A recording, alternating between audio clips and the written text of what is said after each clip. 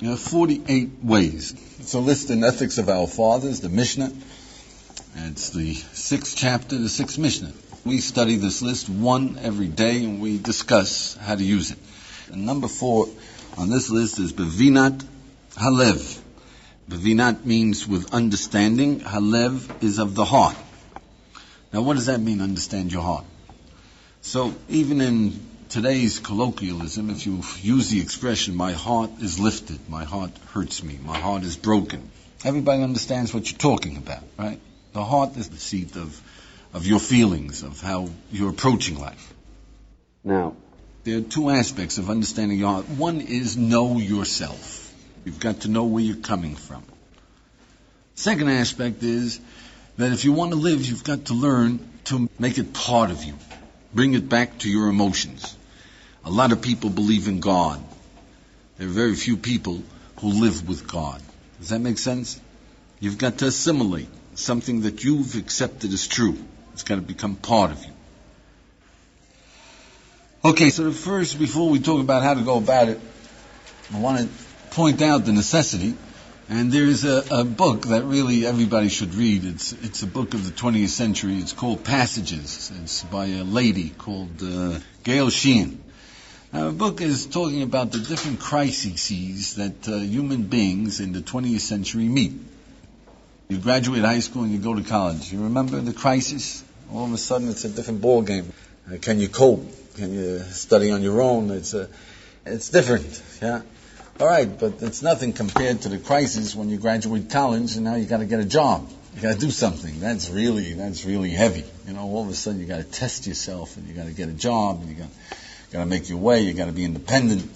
Then there's another crisis that you get married. And another crisis, you're successful at your job. Now you figure out whether you really wanted this job in the first place. Yeah, and it's a series of different crises. And the final crisis when you're 55 and you ask yourself, what was life about? You know, was it worth it? I'm sure you've come across a story about a fellow who was a doctor, and he was 45 years old, a successful doctor, and he decided he never wanted to go into medicine in the first place. He drops it and becomes an artist. Did you ever hear that one? It's full of these stories of people all of a sudden changing direction, quitting what they're doing, leaving their wife and children, getting divorced. They're in a different headspace. Now, what does that tell us about something? If a fella could be a doctor until he's 45, you know, he went through medical school, he struggled, he set himself up, now he's a successful doctor, and he says, I didn't want to do this in the first place. This isn't my thing. It means you can go that far without knowing what your thing is. That's pretty dangerous. It takes a lot of guts at 45 to change to what you think your thing is. Imagine if he's 55 and he has to change again. That would be sticky. The second thing that I'd like to point out to you is we all know people that we'd be fascinated to meet. There's somebody that we'd be fascinated to meet him and find out, you know, what makes him tick. But did you ever realize who's the most fascinating human being that you could ever meet? Yourself. Because anything that you're interested in finding out, it's because you want to find out. You can't be interested in what anybody else is interested in without being interested in what you're interested in. You have to start with yourself. So really the most fascinating human being you could ever meet is yourself. The question is, can we get an introduction? That's what this way is about. So how do we go about it? So number 1 is the first step, the big first step, is get in touch with yourself. Which means what? Introspect. Sit down, say hello, introduce yourself to yourself, get familiar with yourself like you would get familiar with another stranger. Let's say you met somebody, long lost cousin, you say, hello, how are you? What have you been doing? What's going on? Right? That's what you got to do with yourself. So number 2 is, how to do it is simply ask questions and wait for answers. Nobody's going to poke fun at you. Ask yourself, are you really happy? Are you happy with what you're doing? Why did you get into this in the first place? What would you like to do? What are your dreams? What are your secret ambitions? You can ask yourself any question you like. Just wait. You'll get an answer. What do you think about love? What do you think about sex? What do you think about war? Is it worth living? Go ahead. And take the time as if it was a stranger that you had absolute confidence in. Answer the questions. B of this is that appreciate it can take you months to get thoroughly acquainted with yourself. You have a fascinating partner for months. And when you thoroughly know yourself, then you know what? You've changed. The world has changed around you. You've changed in relations to the world. You can get reacquainted. Okay, number 3 is that in Jewish consciousness, the most important particular subject that you should get in touch with is, we've mentioned it a few times, anybody have a guess? What's the most important subject that you should interview yourself thoroughly about? What are you living for? What do you really want out of life? See, of course, you want to get a college degree, you want to be rich, you want to be famous, but what do you really want all this for? What is driving you? Now, we all want to be good. What do you mean by that? Why do you want to be good? We want approval. What do we want approval for? To reassure ourselves that we're good. You want to accomplish something. You want meaning. You want impact. Get down to the basic. What do you really want out of life?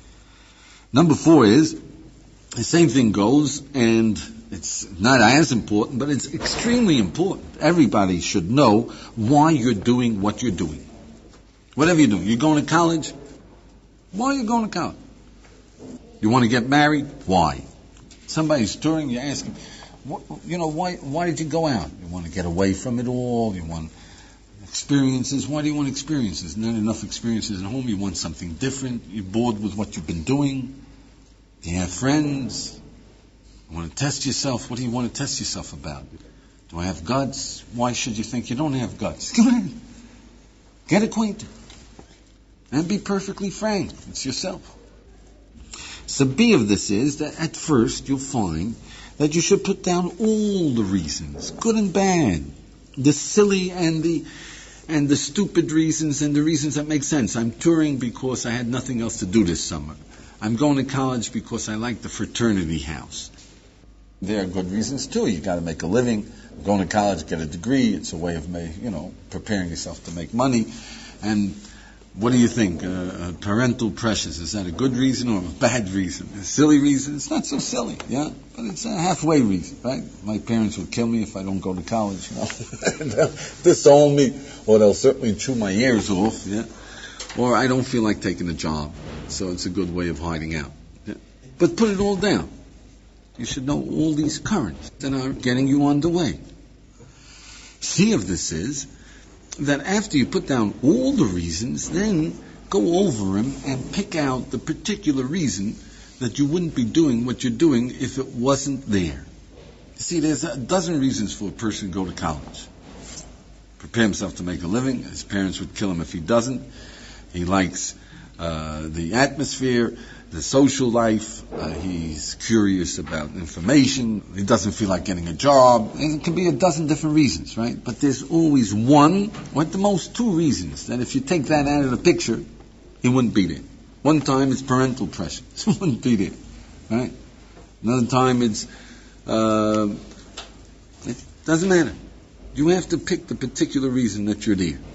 Why? Because at least if you know why you're doing something, you know whether it's good, it's bad, it's indifferent, and you know what you got to do to get there. Know what's driving you. Number 5 is that appreciate that it's important that you do this. Don't wait until you're 55 to change your career. You see? Don't wait until you're 55 to find that you're in a malaise and you'll go to a psychiatrist, and that is what a psychiatrist will do for you. Is that right? You pay him $200 an hour. You get a good top-notch psychiatrist, and he'll sit you down on the couch and he'll say, so why did you go to medicine? I mean, what was driving you? And you'll start talking. Yeah? My parents wanted me to be a doctor, and I thought that I had and you'll start talking. You'll start talking. You know what? You'll get to know yourself, and perhaps that will alleviate some of the pressure. That's what a good psychiatrist will get you to do. He'll unlock you. Yeah? Do it yourself. Find out now. The B of this is that in order to unlock yourself, always remember, it's fascinating. Know yourself. That's the idea. Know what makes you tick. Just for that purpose itself. Number 6 is, you should put down your reason. You're going to college to make a living. You're going to college because you want a BA. It's respectful. It's respectable. I mean, you can make a living in other ways. You can get a job now. Yeah, but you want the prestige of a BA, of a PhD. It's part of it. Yeah. Okay, so whatever reasons you have, you want prestige. Why do you want prestige? You want your parents' approval. Why do you want your parents' approval? You want the social atmosphere. Why do you want your social atmosphere? Don't just stay there, but find a why to the why to the why to get to the basic. The reason we want prestige is because it makes us feel worthwhile. The reason we want to be worthwhile is because we want meaning. You want your parents' approval. Why? Because you want to feel secure. What does security mean? You want to be protected. I'm not going to tell you why. Yeah. But you've got to know why. Does that make sense? That you've got to get down to the why of the reasons that you're giving. All right, number 7 is, ask yourself, why should you be doing what you're doing? Now, let's say you're going to college in any case, right? You know all the reasons that you're going to college, right? But why really should you go to college? We should be going to college to get information, to get wisdom, to get an education. Why should you get an education? To prepare yourself to make money, to prepare yourself for living. Yeah. There's a reason that you should. We have wisdom. We know. Yeah. You're going touring. What should a person who's going touring, why should he be touring? You're helping someone. Now the reason you might help someone is because you want people to approve of you. But why should you help someone? We know why we should be doing something, even if we're doing it for a completely different reason altogether. So whatever you're doing, ask yourself, what should be driving me? And then, as a separate step, number 8 is, ask yourself, what's in the way? You say to yourself that I should be studying, I should be going to college to get an education, to know the subject, to be an excellent engineer. So why aren't you doing this? What's holding you back? What's holding you back? You should be there to study. That's what makes sense. If you're going to college, study. If you want company, you want the society, you want your parents' approval. And that's separate. But if you're going to college, you should be getting an education. Okay, so why aren't you getting an education? What's holding you back? Laziness. I don't know which education I want. I'm not really interested in education. You got a problem. Discover what's holding you back. And try to remove the obstacles so that you do whatever you're doing well. There's something holding you back from doing whatever you're doing well.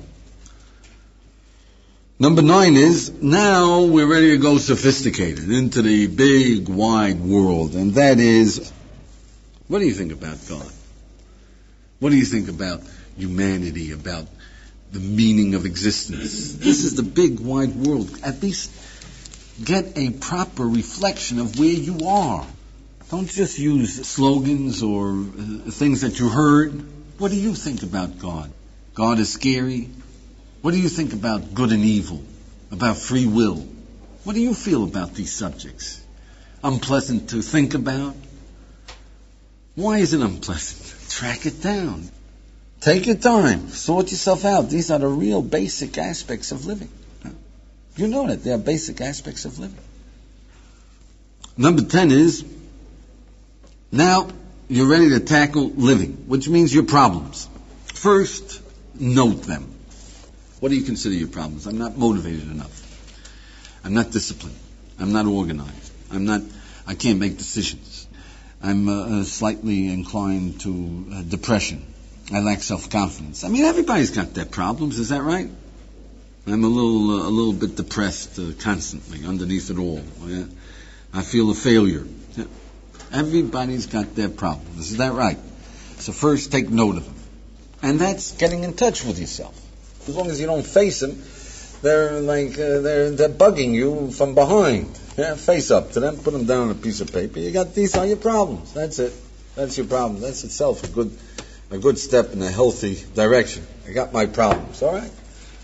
At least now you got them a piece of paper, maybe you'll forget about it. Yeah. But at least you know what they are. B of this is, find out why. Why don't you have self-confidence? What's the matter? If you have self-confidence, you can tie your shoes, you can dial a telephone number, then what is it that you don't have self-confidence? Interview yourself. What's going on? Yeah. Feel you can't make decisions. Why can't you make decisions? Is it you don't know how to go about making decisions? Is it that you doubt your decisions after they're made? Or that you don't feel like making a decision? What's the problem? Take your time. The answer is there. Dig it up. Now, C of this is, get in touch with yourself. What is the solution to the problem? You have the answer to. Just like you know your problem, you have the answer. It takes time. Yeah, it takes time. Who else is worth your time? All right, number 11 is that it's important also to get in touch with your emotional state.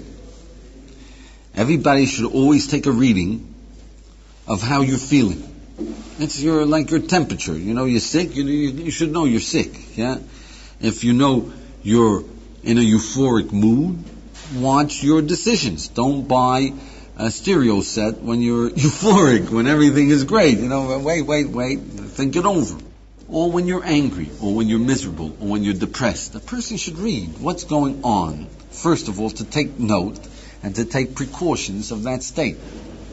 In Jewish consciousness, we say on a Ta'anit, a fast day, be particularly cautious of arguing with people. You get angry easy when you're fasting.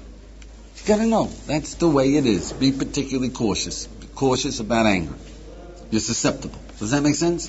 So a person should know, if I'm irritated, you're coming home, take extra precautions before you get into a fight with your wife. The boss chewed you out, you're angry, watch out before you go home so that you don't chew your wife out and she'll chew the children out. Is there a way to trigger within yourself to check out how you're feeling? Because often we'll just get swept away by the emotion and we won't. All these things, it sounds like so much to do. You remember when you learned how to drive a shift car? Did anybody here learn how to drive a shift car? You figured it's so many things to do. You got to put it in the first, and where is first, and where is second, and the third, and the clutch, and you forget the clutch and put on the brake and put on the gas instead of the clutch, and so many things to do. Yeah, but after you get used to it, it goes in subconsciously. Yeah? So you should always take a reading. How am I feeling? So that you're armed with it, yeah? Then you should take the next step and find out why you're feeling that way. You're irritated, track it down because the boss chewed me out. So what? So what are you irritated? Because I resent him. So what? So why does that bother you? Because I feel I am no good. You're no good? He's nuts. Get out of it. Track it down. If we don't track it down, we just diffuse the irritation. But you understand that you take it the next step and try to deal with these things and turn on the right emotions. The same thing goes with the positive emotions. You're happy? Track it down. Something made you happy. You've got a clue. What made you happy? Well, I got up in the morning, I said it's a gorgeous day, and I feel great today. It got me energy, etc. So what happened? Well, nothing really happened. I just got up on the right side. Friend, learn how to get up on the right side. Does that make sense? It's a good, energizing feeling. Yeah. Or, I feel great. Why you feel great? Well, the boss complimented me. So what? What does that mean? So I knew that I did a good job. Yeah. So if it wasn't for the boss's compliment, yeah, you need the boss's compliment to tell you did a good job, get the pleasure out of doing a good job. In other words, learn from your success, correct your mistakes by keeping in touch with yourself. Number 12 is that in Judaism we say everybody should know the undercurrents, the riptides that course within us. Everybody should know himself as to what is his basic drives. Now all of us human beings are tremendously subject to social pressure. We're all susceptible. If people say you're an idiot, you're strange, we cringe. Yeah? We cringe. And if people say, that's great, we blow up. Yeah? It's all of us. So be careful, because that social pressure can take you to the moonies. Oh, you're such a wonderful person. It's such a pleasure to meet you. Yeah? Watch out for that social pressure and stand up against it. So be of this is that realize that there's a lot of other things that make you tick. We all need self-respect. We need it. And a lot of things that we're doing is for self-respect. We all want approval. We all need pleasure. We all desire escape. Yeah? So a person should map out these things, these eddies and currents that pull you this way and that way and this way, so that you know how to steer. In Judaism we say that the Almighty, whatever He created, like He created lust not to trip us up. He created sex not to wipe out half of mankind in daydreams, yeah? But for the 1% of mankind, or the 0.5% of mankind that are using it as a powerful incentive to know reality. Social pressure is to keep people from killing each other, you know? It makes you polite. Please pass the salt. Thank you. You're welcome. Pardon me. So sorry. And it keeps people from, I'll kill you, you know? Pardon me. It's good. You follow? And social pressure is what really makes us tick, because if only I could put you on the New York Times bulletin board, broadcast all over the world as to how many of the 48 ways you have mastered thoroughly, yeah, then, man, you'll be going through it like a... You see that? Yeah? So it's good to reinforce, like a jet stream, right? The jet streams are charted so that if they're going in your direction, if you're a pilot, you get into the jet stream to push you along a little faster. And if they're pushing the other way, then you go above him or below him so that it doesn't slow you down. You understand? So you've got to chart these different jet streams, yeah, so that you take them along the path that you want to go. And you don't get smashed up when you're banging up against one that's against you. Yeah? You have to sort of know what's going on. Is there a positive use for escape? Sure. Escape is that when you're watching this boring movie, right? Escape.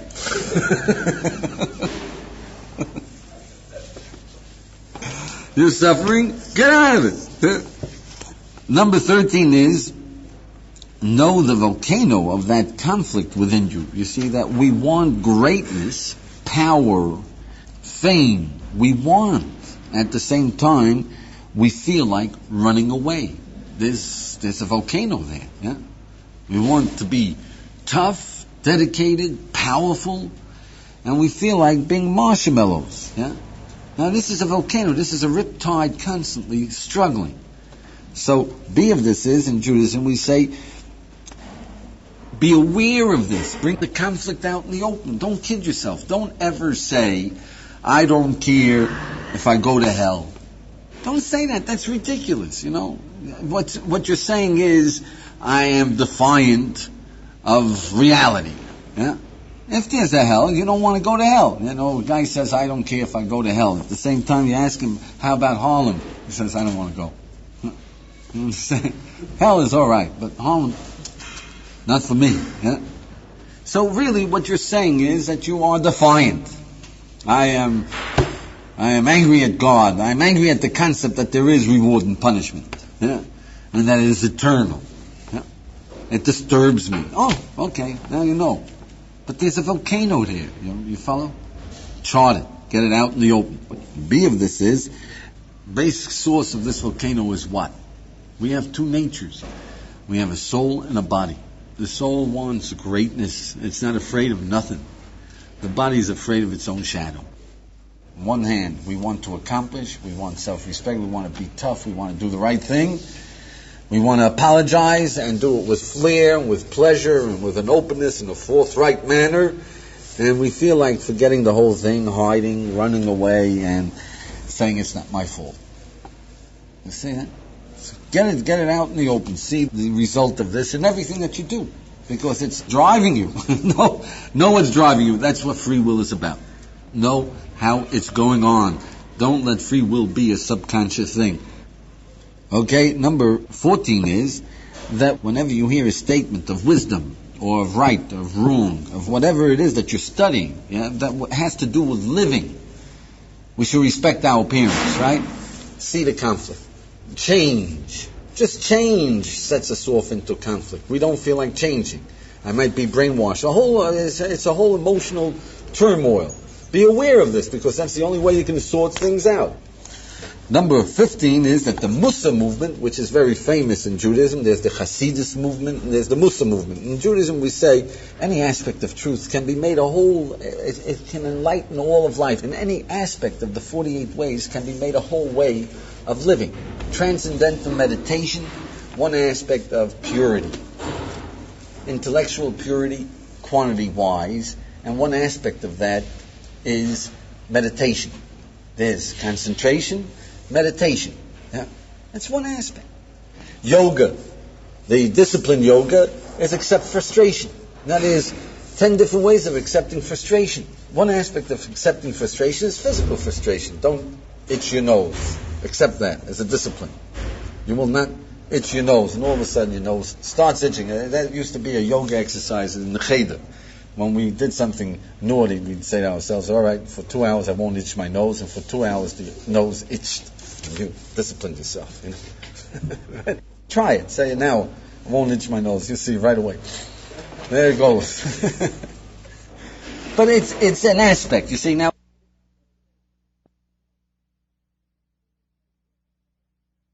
the Musa movement used one aspect of Bina Talev.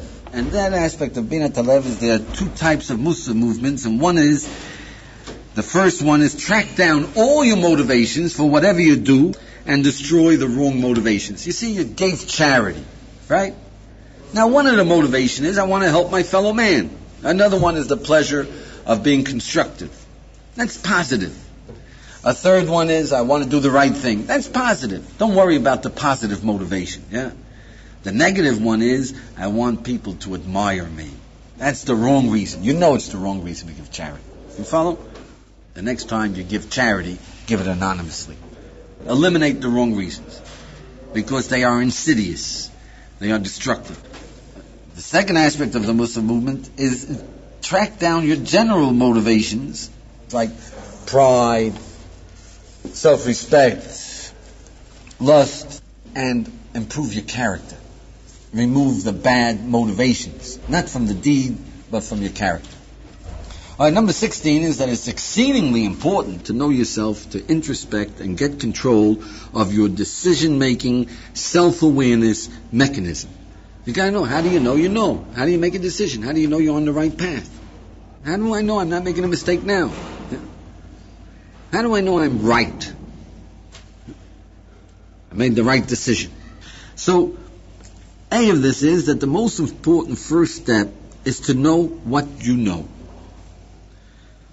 In order to do that, make a list of all your convictions and sort them out. You see, our concept of decision-making, of our perceptions, is as weak as its weakest link.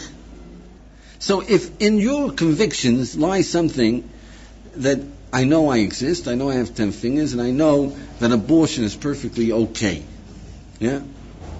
Or that homosexuality is completely normal. Now, in your makeup, there's something I know that isn't too true. I don't know that I know it. So then you don't have confidence in anything you know. You get it? So make a list of all your convictions and sort them out. What are you sure of? 10 fingers. Put that separate. That I want to do the right thing. Put that separate. Are you sure you want to do the right thing? Well, sometimes I feel like doing, that's all right. I want to do the right thing, and I feel like doing the wrong thing. But I know I want to do the right thing. Yeah. Now what does that mean? I want to do the right thing, but I feel like doing the wrong thing. Okay, that's a problem. I don't know what that means. But I know I want to do the right thing. Do you want to live in reality? I know I want to live in reality. Well, then why don't you go after it? That's a problem. But I know I want reality. Yeah. But do you feel like, do you enjoy illusions? Yeah. All right. Just sort it out. And the things that you're not quite sure of, put it in a separate box. The things that you want to reevaluate, put that in a third box. Then you'll come out with maybe only 10 things you're sure of, but boy, it's powerful. You know what being sure means. You know, like rock bottom. This is it. I know this. Yeah. Then you can sort out the rest of it according to the degrees, as how close it is to this. This is your facsimile. This is your measure of clarity. And you sort out the rest to see how close it can get to it. Okay, B of this is that the second most important thing is to gain confidence in your decision making. So in order to do that, you see, you have to know when you're making decisions or when you're just floating, when you're just falling into place. See, we don't have confidence in our decision-making capacity because we say, I chose to go to college. You didn't choose to go to college. It had nothing to do with the decision. It was something that you just went into because you graduated high school and everybody was doing it. You did it. You didn't think it through. You didn't make a decision. When you think through, then you can have confidence in your decisions. So you have to regain control of the decision-making ability to see that you can have confidence. Of course we make mistakes, but when we make decisions, we're okay. It's when we don't make decisions that decision is a bad one. I hope I got across that point. It's very important. All right, number 17 is that for living and wisdom, don't rationalize. Don't kid yourself. If you're confronted or criticized, check it out. What do you feel? What's reality? Somebody's telling you you need tools for living. Yeah. So don't say, well, I don't. Come on, confront. For living. Do you need it or don't you? What do you say? What do you know? Perception. Don't kid yourself. Don't say it's not important. Don't say, I've heard this, so I haven't heard it. But focus with all the power of introspection. Don't kid yourself, I'm happy enough, or this. Come on. Happiness is an important thing to know. Of course it is. Straight. Don't kid yourself. Use your introspection to stay on target. You know what you know. Right, there's a second section, and that is bring it home to your feelings. And this is hard work. This is Roman numeral 2. Now we say that Bina Talev also means to realize what you know. So we can just say one thing there, and that is appreciate that it is hard work to live with a conviction. Appreciate it. It's hard work. For instance, you say happiness is an obligation, or love is an obligation, or that there is a God. I know that there is a God, and He runs this world. It's very difficult to live with this as a realization. We still blame others for being unhappy. We think fate is against us when we're miserable, even though we know that it's up to us, even though we made that decision. But to live with a decision is to get rid of bad habits, to get it into your emotional realization. And you need tools for that. We don't have time to discuss the tools. Why do we need this? Why do we need to introspect? So, if you don't know yourself, you know nothing. If you don't possess yourself, you possess nothing. If you don't know what makes you tick, you're a robot, a puppet, or a zombie. Make sense? You got to know yourself, or you're not living. Knowing yourself is the very basis of being alive. What can we do about this? So we say do an assignment. One time, do an assignment. So I would say conduct an interview. If you had a friend that was very close, what would you want to know about him? His dreams, his desires, his plans, his ambitions, why he's doing what he's doing. Put out 10 questions that you would ask an intimate friend if you could have complete intimacy with him. Yeah. What would you want to know about another human being? Then take those 10 questions and interview yourself. What would you like to know? Learn it from yourself. You have the answers. Write it down. Discover. You have been listening to the 48 Ways to Wisdom.